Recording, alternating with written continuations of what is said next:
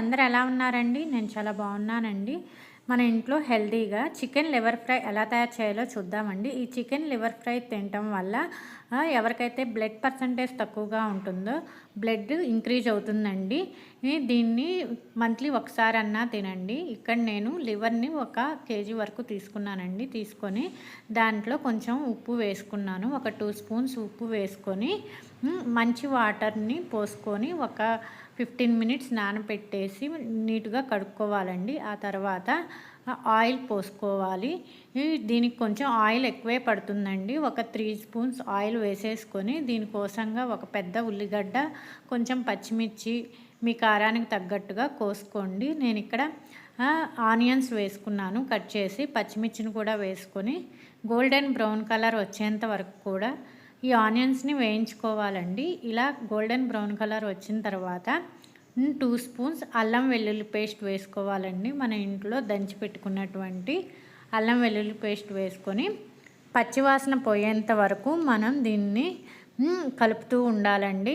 ఈ విధంగా మొత్తం కూడా కలిసే విధంగా కలుపుకోవాలి.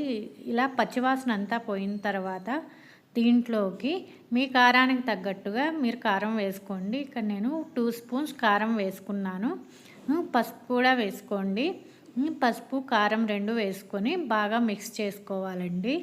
కారం అంతా కూడా కర్రీలో బాగా మిక్స్ అయిపోతుంది కదండి. ఇలా మిక్స్ అయిన తర్వాత దీనికి సరిపడా కొంచెం ఉప్పు వేసుకోండి.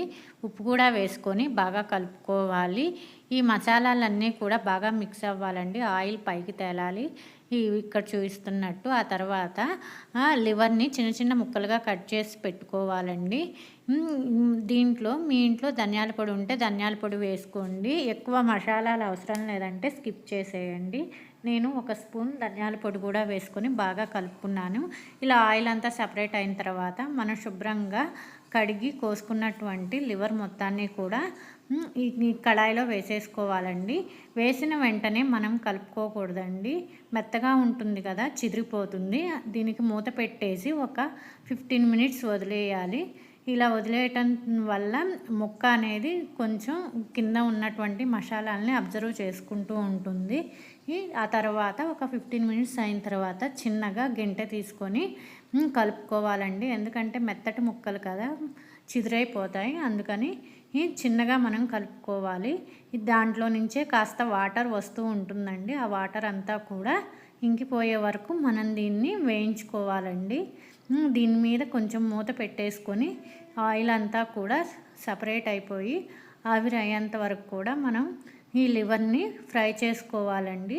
ఇక్కడ చూపిస్తున్నట్టుగా ఫ్రై చేసుకొని ఆయిల్ అంతా కూడా సపరేట్ అయింది కదండి. ఇప్పుడు మీ ఇంట్లో గరం మసాలా ఉంటే 1 స్పూన్ గరం మసాలా కూడా వేసేసుకోండి. చాలా టేస్ట్గా ఉంటుంది. చూసారా ఎంత బాగా వచ్చిందో. మొత్తం కూడా ఆయిల్ అంతా సపరేట్ అయిపోయి నీరంతా కూడా ఇంకిపోయింది. ఇలా ముక్క అనేది విడివిడిగా రావాలండి. అప్పుడు కర్రీ బాగా టేస్ట్గా ఉంటుంది. మీ ఇంట్లో కొత్తిమీర ఉంటే కొత్తిమీరతో గార్నిష్ చేసుకోండి. నాకు కొత్తిమీర లేదండి, అందుకని కరివేపాకుతో గార్నిష్ చేసుకుంటున్నారు. మీరు నచ్చితే ట్రై చేయండి. చాలా సింపుల్గా ఉంటుంది, ఈజీగా ఉంటుంది. 10 మినిట్స్లో అయిపోతుందండి. మంత్లీ ఒకసారన్నా చేసి పెట్టండి. పిల్లలు కూడా ఎంతో ఇష్టంగా తింటారు. ట్రై చేయండి.